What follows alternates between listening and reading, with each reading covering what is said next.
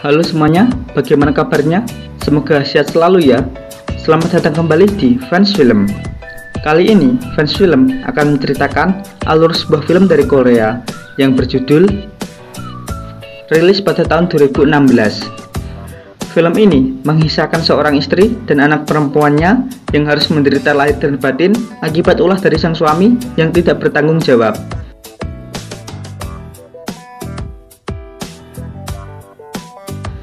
Bagaimanakah kisah selengkapnya? Langsung saja kita masuk ke dalam alur ceritanya.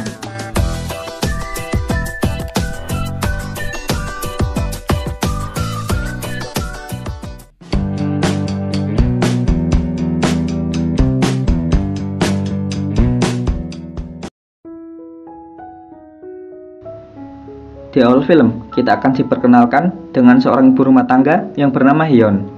Pada pagi itu, dia mendapat telepon masuk dari sang suami yang berkata kalau dia akan meninggalkannya untuk beberapa waktu ke depan, yang disebabkan adanya bisnis dadakan di luar kota, katanya. Seketika, Hyun terlihat sedih karena akan ditinggal sang suami tercinta, dan dia harus bersabar karena dia tidak akan mendapatkan nafkah lahir dan batin untuk sementara waktu. Dan film pun dimulai. Dalam kesedihannya, Hyun pun harus bekerja lebih keras di sebuah rumah makan kecil di tengah kota untuk memenuhi kebutuhan hidupnya dan sang putri. Di dalam kebimbangan, dia tetap harus terlihat tersenyum di hadapan putri semata wayangnya yang bernama Haeji.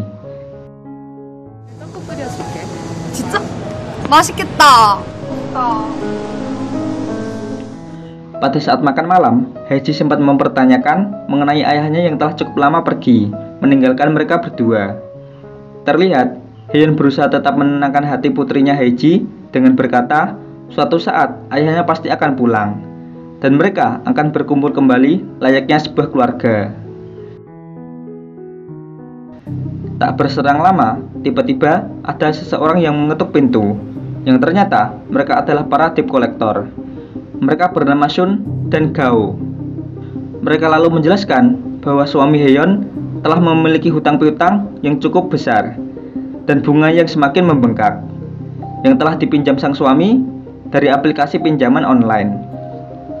Dari sini kita bisa mengetahui bahwa maksud dari kepergian sang suami Hyun adalah untuk lari dari hutang piutangnya. Lalu Sun mengatakan akan menyita barang-barang di rumah tersebut sebagai jaminan atas hutang dari sang suami. Di tengah pembicaraan, tanpa sengaja Sun melihat Haeji yang baru saja keluar dari kamar mandi. Melihat yang bening-bening, tampak Sun tertarik dengan kemolekan tubuh Haeji yang apalagi dia masih wangi karena baru saja mandi. Lalu di sana, Sun mengancam agar Hyun membayar hutang piutang suaminya secepatnya. Atau jika tidak mampu membayar, Hyun bisa menggantinya dengan menukar tubuh mereka.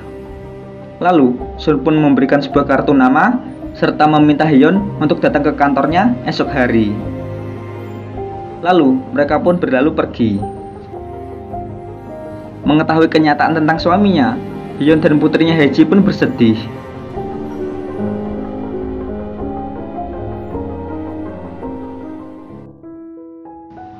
Pada keesokan harinya, saat akan bekerja, Hyun mendapat telepon dari Sun dan mengatakan agar hari ini Hyun segera datang ke kantornya, dan mengancam jika Hyun tidak datang, Sun akan melaporkan suaminya kepada pihak berwajib.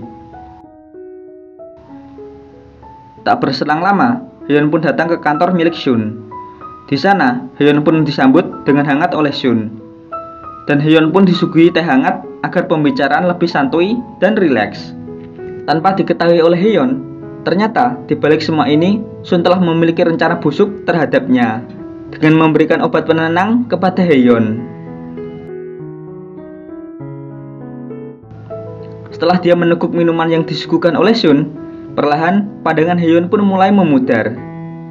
Lambat laun, Hyun pun mulai tidak sadarkan diri. Lalu, Sun pun dengan leluasa langsung mengobok-ngobok gua dari Hyun yang sudah lama tidak terjamah, sehingga Sun pun dapat menikmati kehangatan gua secara cuma-cuma.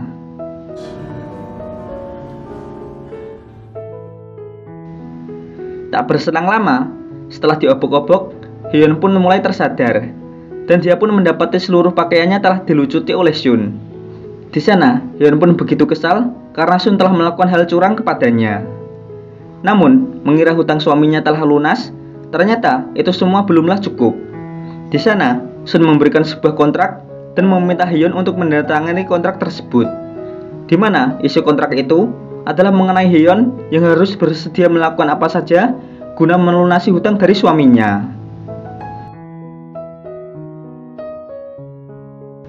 Sesampainya di rumah, Hyun pun merasakan kepedihan yang mendalam karena dirinya saat ini telah dinodai oleh pria lain.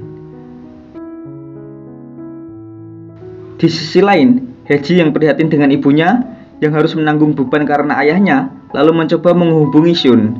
Di sini, Sun pun menyuruh Hae-ji untuk datang ke tempat usaha karaoke miliknya. Sesampainya di sana, Hae-ji pun diajak ke sebuah ruangan untuk membicarakan mengenai hutang piutang ayahnya. Seperti biasa, Hae-ji pun dijamu oleh Sun. Lagi dan lagi, Sun memberikan obat penenang kepada minuman tersebut. Sehingga, Hae-ji pun harus merelakan guanya yang masih original dijelajahi oleh Sun.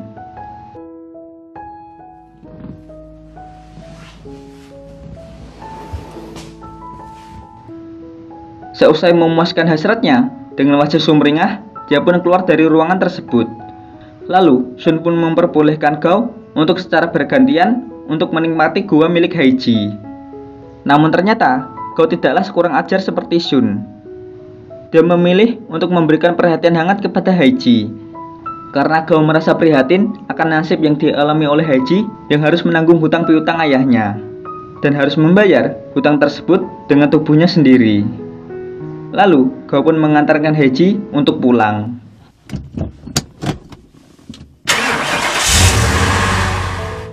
Sins kembali kepada Sun, yang saat itu tengah mendapat panggilan dari seorang bos besar bernama Paman Gong, yang mengatakan bahwa si Paman Gong ini menginginkan wanita yang bahenol dan siap membayar dengan harga yang cukup mahal. Dari sinilah Sun memiliki rencana busuk untuk memberikan Hyun kepada Paman Gong guna meringankan hutang dari suami Hyun, sekaligus agar dia mendapatkan keuntungan yang banyak. Singkat cerita, Hae-ji yang baru saja pulang mendapat ibunya tengah bersedih.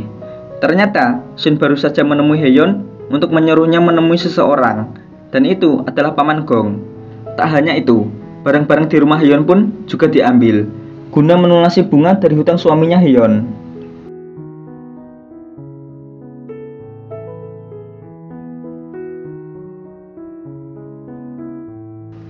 Dan karena ingin hutang suaminya cepat lunas, mau tak mau, Hyun pun harus memenuhi perintah dari Sun. Sehingga lagi dan lagi, Hyun pun harus merelakan guanya diobok-obok oleh pria lain, yaitu Paman Gong.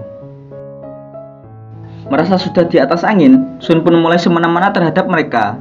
Kali ini, Hae-ji pun diperkerjakan sebagai gadis penghibur di tempat karaoke-nya. Terlihat, Hae-ji pun harus rela menerima kenyataan pahit yang pada saat itu dia harus menemani para pria hidung belang di sana. Untung saja ada Gao yang senantiasa membantunya. Di sana terlihat Gao pun memberikan HP yang sudah ada nomor telepon ayah Hae-ji agar dia bisa meneleponnya.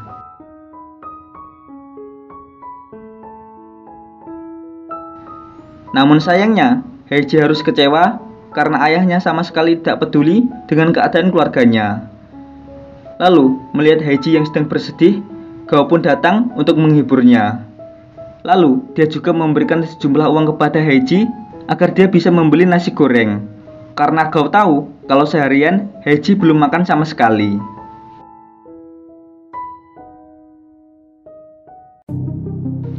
Lanjut cerita. Terlihat Sun yang sedang pusing karena pendapatan tempat karaoke-nya menurun pada bulan ini. Lalu tiba-tiba dia meminta anak buahnya untuk memanggil Hae-ji untuk datang. Di sana terlihat Sun yang memiliki rencana yang lebih gila untuk meraih keuntungan. Dengan alasan hutang piutang ayah Hae-ji yang masih banyak, dia meminta Hae-ji untuk menghibur Paman Gong. Dari sini kita pun akan mengerti apa yang akan terjadi kepada Hae-ji. Dalam kebimbangan, Hae-ji pun mencoba memikirkan perintah dari Sun sambil ditemani sekaleng minuman di sebuah taman. 엄마, 술을 먹고 들었어. Singkat cerita, esok pun tiba. Heji pun lalu curhat kepada ibunya kalau dia akan dipertemukan dengan seseorang bernama Paman Gong oleh Shun. Mengetahui yang akan direncanakan oleh Shun, Heon pun berniat untuk menggantikan Heji. Tapi tiba-tiba, Shun telah datang ke rumah Heji bersama dengan Paman Gong.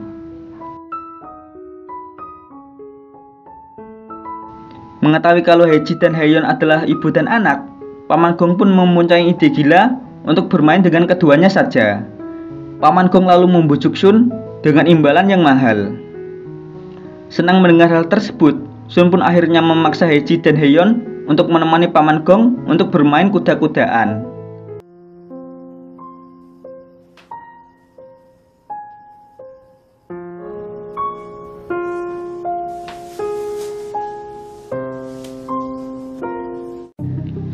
Di sisi lain, Shun memerintahkan Gao untuk menjaga mereka di depan rumah. Sementara Shun yang bahagia telah mendapatkan uang yang banyak, dia kembali ke tempat karaoke-nya.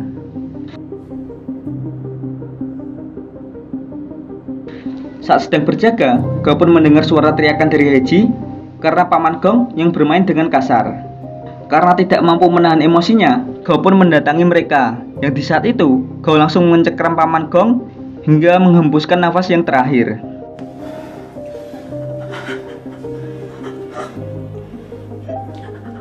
Lalu, Gao pun merobek perjanjian kontrak milik Shun yang memaksa mereka untuk melakukan apapun agar bisa melunasi hutang ayahnya yang telah ditandatangani oleh Heon dulu.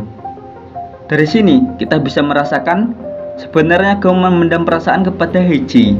Namun, dia memilih diam 1000 bahasa. Lalu, pada suatu hari, akhirnya tempat karaoke Shun digerebek oleh pihak kepolisian.